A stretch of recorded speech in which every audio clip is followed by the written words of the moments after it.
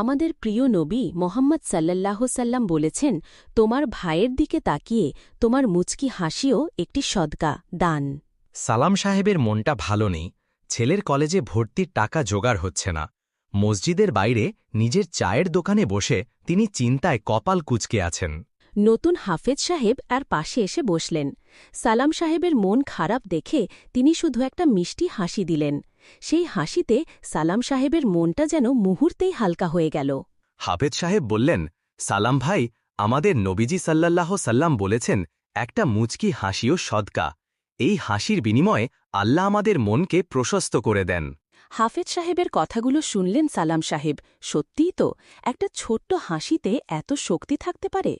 সেদিন থেকে সালাম সাহেব নতুন করে হাসতে শিখলেন, শুধু নিজের জন্য নয়, অন্যদের মুখেও হাসি ফোটানোর জন্য। আশ্চর্যজনকভাবে দিন যত যেতে লাগল, তার দুশ্চিন্তাগুলো কমতে থাকল। আল্লাহ তার রিজিকে বরকত দিলেন, আর ছেলের কলেজে ভর্তির টাকাও জোগাড় হয়ে গেল। সালাম সাহেব মনে মনে হাফেজ সাহেবের কাছে কৃতজ্ঞ ছিলেন। তার একটি ছোট হাসি আর একটি হাদিসের বাণী তাকে নতুন পথ দেখিয়েছিল।